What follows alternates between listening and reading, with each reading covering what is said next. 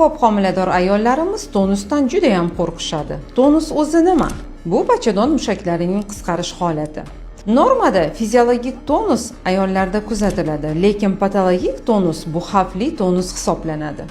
Agar tonus og'riq bilan kechsa, bel sohasida, pastki qorin qismlarida og'riqlar kuzatilsa, qattiq holatda uzoq vaqt saqlansa, qonli yoki suyuq ajralmalar bilan birga kelsa, bu patologik tonus hisoblanadi va shifokorga murojaat qilish lozim bo'ladi.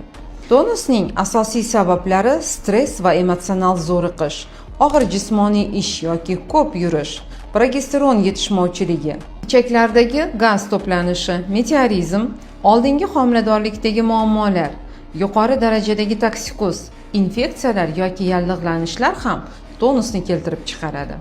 Eng muhimi, o'zingizni asrang, ko'p yurmang, stressni kamaytiring. Tanangiz sizga biroz dam ol deb signal berayotgandir. Tonus har doim ham dushman emas, ba'zida u sizni himoya qilayotgan do'st. Ammo har qanday shubhada doktor bilan maslahatlashishni unutmang.